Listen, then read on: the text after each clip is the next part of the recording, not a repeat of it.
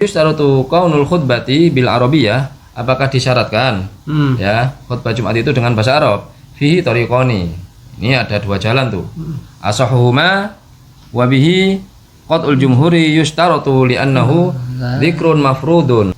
Assalamualaikum warahmatullahi wabarakatuh. Halo teman-teman, ketemu lagi dengan dua bang desa ya di channel Mr. Coach. Yuk mari kita ngobrol di channel ini. Siapkan kopinya yang kental, ngolah pikir dengan share serius tapi santai. Jadi kalau rukun khutbah itu kan ada 6, itu perlu dipahami ya. Rukun khutbah ada 6. Ada 6 ya. Di antaranya ada nih, saya jawab nih, diam saya jawab. Pertama itu mengucapkan puji-pujian kepada Allah Subhanahu wa taala. Bersolawat, mengucapkan syahadat, wasiat, membaca Al-Quran atau ayat khutbah yang dibawakan, terus terakhir doa. Itu kan dasar daripada rukun khutbah. Nah, betul sekali kata Pak Rosi ya, ketika penyampaian nasihat atau wasiat itu tidak dicerna dengan baik oleh orang-orang yang mendengarnya, maka tidak ada bekal ketika dia pulang dari khotib itu gitu. Orang Aswaja kayaknya bertanya, kok ada syahadat rukun khutbah begitu teman-teman ya. Oke, kita cek teman-teman ya. Kita cek di Muhammadiyah dulu. Oke, ini Muhammadiyah Jember teman-teman. Muhammadiyah Jember.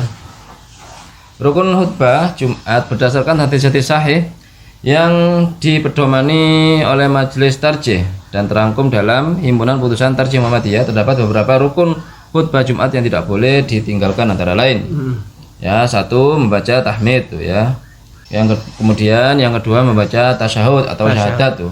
Tadi yang Ustadz itu bilang syahadat di nomor 3 ya teman-teman, tapi di sini nomor 2 tuh ya.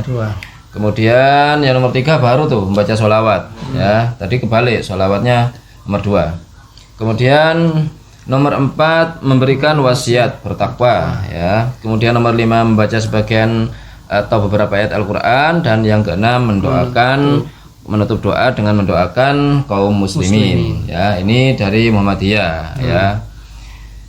Lalu Muhammadiyah ini mengikuti siapa? Nanti kita cari-cari teman-teman ya. Ini dari website Islam Web ya. Islam Web ini yang netral, jadi dari segala sudut pandang ulama-ulama Ahlussunnah dan ulama Wahabi diungkap semua biasanya di sini. Fa syahadatu li Rasulillah sallallahu alaihi wasallam laisat min arkani khutbatil Jum'ah. Jadi membaca syahadat ini tidak termasuk sebagian dari rukun khutbah Jumat inda ashabil madhahibil arba'ati. Menurut ulama-ulama dari 4 madhab tuh ya.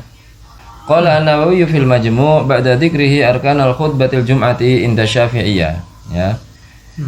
Far'un fi madhahibil ulama'i fi aqalli ma yujzi'u fil khutbah qad dzakarna an arkanaha indana khamsatun ya. Menurut Imam jadi kalau rukun khutbah itu teman-teman macam-macam. Kalau Imam Syafi'i itu ada 5.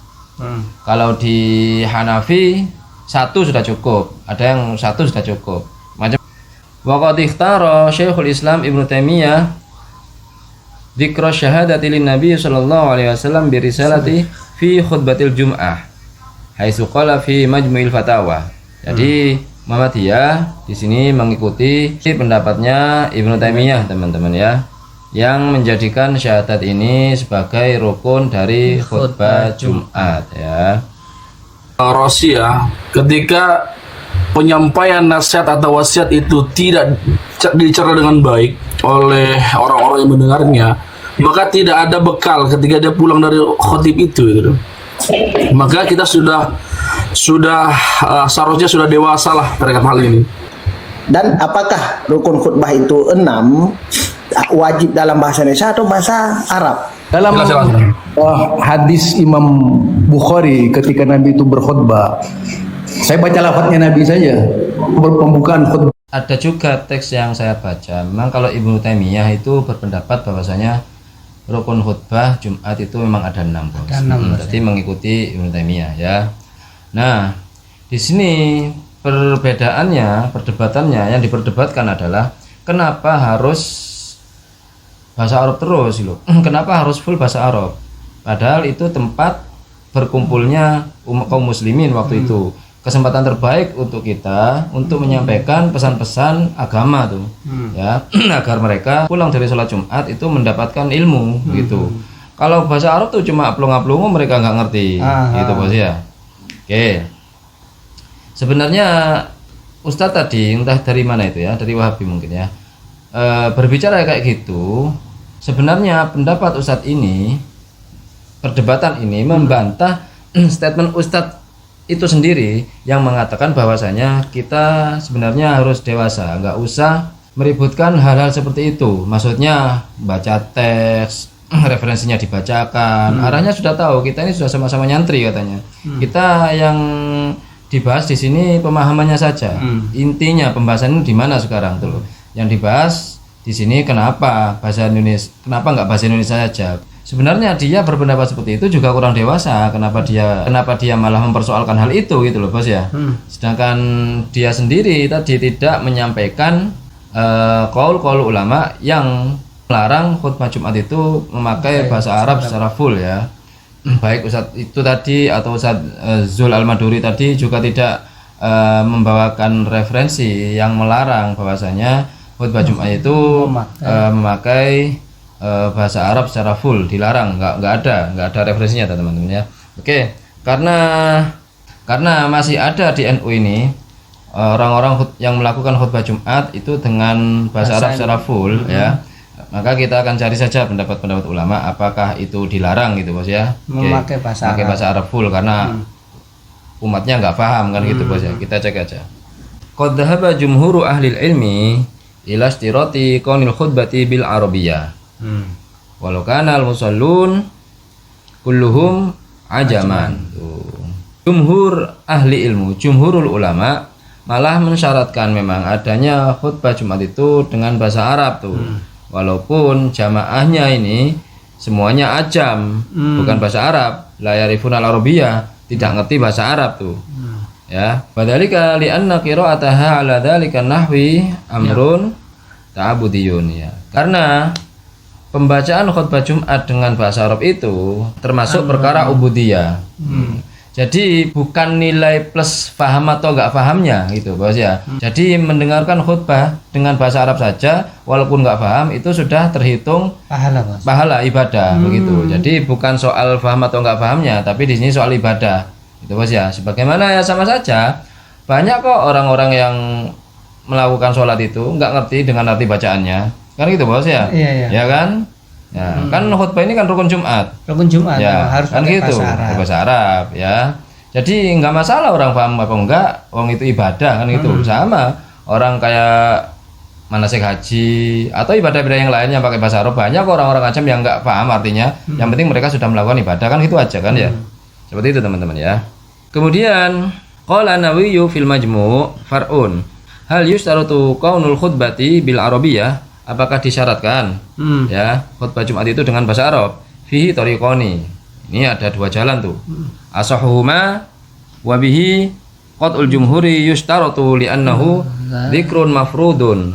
Fa syurita fihi al-arabiyyah kata syahud wa takbiratul ihram. Ma'a qouli sallallahu alaihi wasallam, "Shallu kama ra'aitumuni usolli." Ya.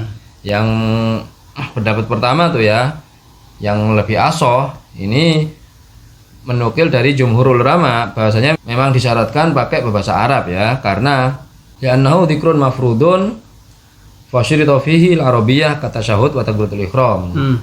Ya, ini pendapat pertama yang memang mensyaratkan khutbah itu pakai bahasa Arab karena menganggap bahwasanya khutbah itu kan karena rukun Jumat ya, sebagaimana takbiratul ihram dan baca Fatihah tidak bisa diganti dengan bahasa yang lain kan gitu bos ya. Ini yang pendapat pertama. Karena bersumber dari hadis Nabi, "Shallu kama ra'aitumuni usolli." Salatlah kalian sebagaimana kalian melihatku salat kan begitu bos ya. Wasani pendapat yang kedua mustahabun, hanya dianjurkan saja berbahasa Arab, enggak wajib gitu, enggak disyaratkan juga, wala istaratu dan tidak disyaratkan ya. Li'anal maksuda karena tujuan khutbah itu adalah al-wa'du, yaitu memang mauidho, nasihat kan gitu bos ya. Wa huwa dan nasihat itu hasilun bisa berfungsi ya bikullil lughat, dengan semua bahasa yang bisa dipahami orang. Nah ini Pak, jadi memang kalau sudah berbeda, Anda nggak usah nuntut-nuntut orang atau mempertanyakan orang lain yang melakukan khutbah Jumat dengan bahasa Arab. Nah apalagi justru yang pakai bahasa Arab ini yang lebih dipegang oleh para ulama kan gitu Bos ya. Kan mayoritasnya gitu.